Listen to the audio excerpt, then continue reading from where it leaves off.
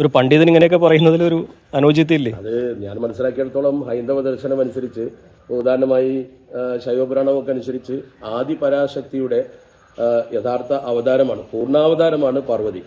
ശിവൻ ഒരു ആത്മാവ് അല്ലെങ്കിൽ ഒരു ശരീരമാണെങ്കിൽ ശക്തി എന്ന് പറയുന്നത് ശരിക്കും പാർവതിയാണ്.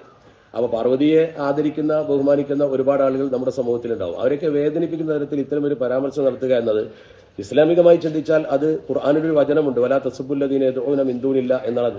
അതിന്റെ അർത്ഥം മറ്റുള്ളവർ ആരാധിക്കുന്ന ആരാധ്യ വസ്തുക്കളെ കുറ്റപ്പെടുത്താൻ പാടില്ല, ആക്ഷേപിക്കാൻ പാടില്ല.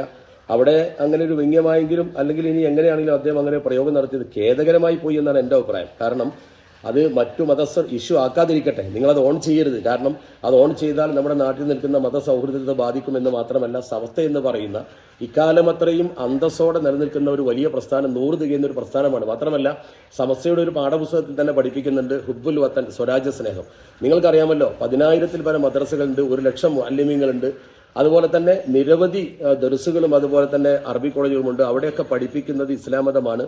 ആ മതം പഠിപ്പിച്ചിട്ട് കേരളത്തിൽ ഒരു തരത്തിലുള്ള സാമുദായിക സൗഹാർദ്ദ തകർച്ചയും ഉണ്ടായിട്ടില്ല.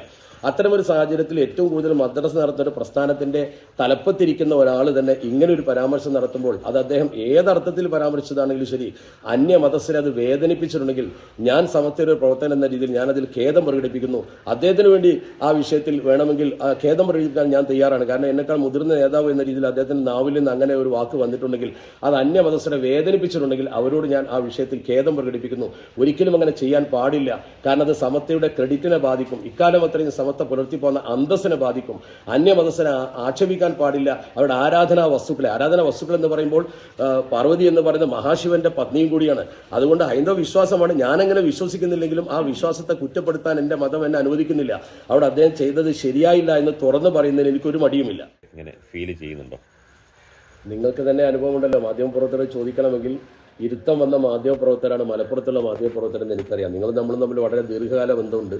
നിങ്ങളുടെ ക്രെഡിബിലിറ്റി എനിക്കറിയാം. അതുകൊണ്ട് തന്നെ ഉമർ ഫൈസിയെ പോലെയുള്ള ഒരു വ്യക്തിയെക്കുറിച്ച് നിങ്ങളങ്ങനെ ചോദിക്കണമെങ്കിൽ ആ ചോദ്യത്തിൽ തന്നെ അദ്ദേഹത്തിൻ്റെ അപക്വമായ ചില പെരുമാറ്റങ്ങൾ ഉണ്ട് എന്ന് നമുക്ക് ഊഹിക്കാവുന്നതേ ഉള്ളൂ. അദ്ദേഹത്തോട് ഞാൻ തന്നെ നേരിട്ടും നമ്മുടെ സഭയിലൊക്കെ ഇരിക്കുന്ന സമയത്ത് ഞങ്ങൾ സൗഹൃദ ചർച്ച നടത്താറുണ്ട്. പല കാര്യത്തിൽ ഞങ്ങൾ ഒരുമിച്ച് നിൽക്കാറുണ്ട്. ഇപ്പോഴും നല്ല സുഹൃബന്ധമാണ് പുലർത്തുന്നത്. അദ്ദേഹത്തോട് പലപ്പോഴും ഞാൻ നേരത്തെ നിങ്ങളോട് പറഞ്ഞിട്ടുണ്ട്, എൻ്റെ വീട്ടിൽ അദ്ദേഹം എൻ്റെ മകൻ്റെ കല്യാണത്തിന് അടുത്ത ദിവസം വന്നിരുന്നു. അന്ന് അദ്ദേഹത്തോട് ഞാൻ കൃത്യമായി പറഞ്ഞു, നിങ്ങൾ കോഴിക്കോട് പ്രസംഗിച്ചപ്പോൾ പരസ്യമായി മാധ്യമപ്രവർത്തകരെ നോക്കി എനിക്കെതിരെ സമസ്ത നടപടിയെടുത്തു എന്ന് പറഞ്ഞുകൊണ്ട് നിങ്ങൾ മാധ്യമങ്ങൾ പ്രചരിപ്പിക്കുന്നു. അദ്ദേഹം ഒരു മോശപ്പെട്ട ഒലക്കയാണ് നടപടി എന്നൊരു പ്രയോഗം പ്രയോഗിച്ചു. അങ്ങനെയൊക്കെ നിങ്ങൾ പറയുന്നത് തെറ്റല്ലേ ഉമർ ഫൈസി എന്ന് ഞാൻ ചോദിച്ചു. അത് സമസ്തയുടെ ഒരു ക്രെഡിറ്റിനെ ബാധിക്കില്ലേ, ക്രെഡിബിലിറ്റിയെ നിങ്ങൾക്കും ബാധിക്കില്ലേ എന്നൊക്കെ ചോദിച്ചപ്പോൾ അദ്ദേഹം തമാശയ്ക്ക് ചിരിച്ചുകൊണ്ട് പറഞ്ഞു, അതുകൊണ്ടല്ലേ അത് ഇഷ്യൂ ആയത് അതുകൊണ്ടല്ലേ എന്നാണ് അദ്ദേഹം പ്രചരിച്ചത്. എന്ന പോലെയാണ് ഇപ്പോൾ അദ്ദേഹം ഇന്നലെ കാവനൂരിൽ പ്രസംഗം നടത്തിയ. എന്താണ് ഞാൻ പറയേണ്ടതില്ലല്ലോ. പണ്ഡിത സഭയാണ്, എല്ലാവരും വളരെ സ്വീകാര്യരായ അല്ലെങ്കിൽ ആരാധനായ ആളുകളാണ്. അത്തരം പരാമർശം ഒഴിവാക്കേണ്ടതായിരുന്നില്ലേ? തീർച്ചയായും അതാണല്ലോ ബഹുമാന്യനായ ജിഫ്രി തങ്ങളെ പ്രകോപിപ്പിച്ചത് എന്ന് മാധ്യമങ്ങൾ പറയുന്നത്. അദ്ദേഹം അതിൻ്റെ പേരിലാണ് എഴുന്നേറ്റ് പോയത്. ഞാനടക്കം കള്ളനാവുന്നൊരു അവസ്ഥയാണ് ഉണ്ടായിട്ടുള്ളത് എന്ന് അദ്ദേഹം പ്രതികരിച്ചു എന്നാണ് ഞാൻ കേട്ടതിൻ്റെ അടിസ്ഥാനത്തിൽ പ്രതികരിക്കാൻ കഴിയില്ലെങ്കിലും ആ രീതിയിലാണ് എല്ലാ മാധ്യമങ്ങളും റിപ്പോർട്ട് ചെയ്യുന്നത്. ഒരുപാട് ആളുകൾ ഒരേപോലെ പറയുമ്പോൾ അങ്ങനെ സംഭവിച്ചുണ്ടായിരിക്കും എന്നാണല്ലോ നമ്മൾ കരുതേണ്ടത്. മാത്രമല്ല വഹാബി നദിയുടേതായ ഒരു വോയിസ് പുറത്തു വന്നു. അതിനെക്കുറിച്ച് ചില ആളുകൾ വിമർശിക്കുന്നുണ്ട്, അദ്ദേഹമാണ് ഇത് വലിച്ചു പുറത്തിട്ടത് എന്ന്. അതിനെക്കുറിച്ച് ഞാൻ അന്വേഷിച്ചു. അപ്പോൾ എനിക്ക് ബോധ്യപ്പെട്ടത് ഏകദേശം ഒരു 3 മണിയോട് കൂടിയാണ് ഞാൻ ഈ വാർത്ത കേൾക്കുന്നത്. ഇങ്ങനൊരു സംഭവം മുഷാവറയിൽ നടന്നു വന്നത്. സ്മൂത്തായി മുഷാവറ കഴിഞ്ഞു, ചില അജണ്ടകൾ മാറ്റിവെച്ചു. അതിനുശേഷം ബഹുമാന്യനായ അധ്യക്ഷൻ പുറത്തിറങ്ങി പത്രക്കാരെ കണ്ടു എന്ന രീതിയിലുള്ള വാർത്തയാണ് നേരത്തെ വന്നത്. അതനുസരിച്ച് ഞങ്ങൾ തിരുവനന്തപുരത്ത് രാജ്ഭവൻ മാർച്ചുണ്ടായിരുന്നു, സുന്നി മാലി ഫെഡറേഷൻ്റെയും SKMMയുടെയും. അത് കഴിഞ്ഞ് റൂമിൽ വിശ്രമിച്ച് കാര്യങ്ങൾ വിലയിരുത്തുമ്പോൾ നടന്ന പരിപാടിയിൽ ധാരാളം ആളുകൾ ഉണ്ടായിരുന്നു. അത് വൻ വിജയമായിരുന്നു. അതിനെക്കുറിച്ച് ഒരു വിലയിരുത്തൽ ഞങ്ങൾ നടത്തിക്കൊണ്ടിരിക്കുകയാണ്. കാരണം പ്രതിനിധികളെയാണ് ഞങ്ങൾ ക്ഷണിച്ചത്. അതിനേക്കാൾ കൂടുതൽ ആളുകൾ പങ്കെടുത്തു. നല്ല പ്രോഗ്രാമായി. മാധ്യമങ്ങളൊക്കെ വളരെയധികം നല്ല അഭിനന്ദനങ്ങൾ പറഞ്ഞു. പോലീസിനും ഞങ്ങൾക്ക് അഭിനന്ദനം കിട്ടി. കാരണം ഒരു പ്രശ്നവും ഉണ്ടാക്കാതെ തിരുവനന്തപുരം നഗരത്തിൽ ഇഷ്ടംപോലെ സമരങ്ങൾ കണ്ടതാണ്.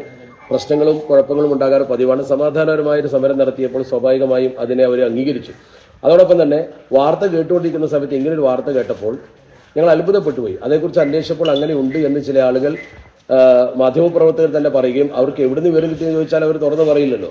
മാധ്യമപ്രവർത്തകർ വീണ്ടും റിപ്പോർട്ട് ചെയ്തു. അതിൻ്റെ അടിസ്ഥാനത്തിൽ ഈ സംഭവം ഞങ്ങൾ മനസ്സിലാക്കി. പക്ഷേ അതിൽ ഒരു മാധ്യമത്തിൽ വന്ന ഒരു വിഷ്വൽ മീഡിയയിൽ വന്ന ഒരു വിവരണത്തിൽ കൃത്യമായി പറയുന്നുണ്ട്, ബഹാവുദ്ദീൻ മുഹമ്മദ് നദ്വിയാണ് ഉമർ ഫൈസിയോട് പുറത്തു നിൽക്കാൻ പറഞ്ഞത് എന്ന്.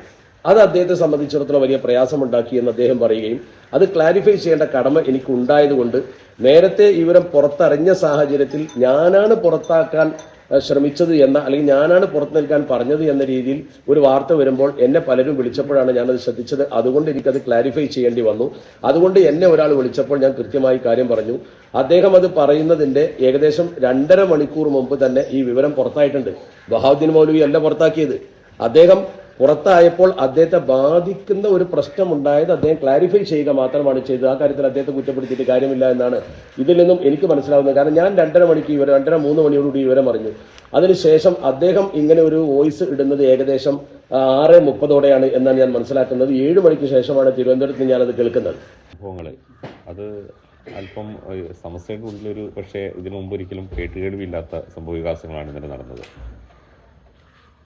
ആ സംഭവം അടച്ചിട്ട ഒരു മുറിയിൽ പ്രഗത്ഭരും പ്രതിഭാസമ്പന്നരുമായ പണ്ഡിതന്മാർ ചേർന്ന് ചർച്ച ചെയ്യുന്നൊരു വിഷയം ഈ രീതിയിൽ വലിച്ചു പുറത്തിട്ടതാരാണെന്ന് അറിയില്ല.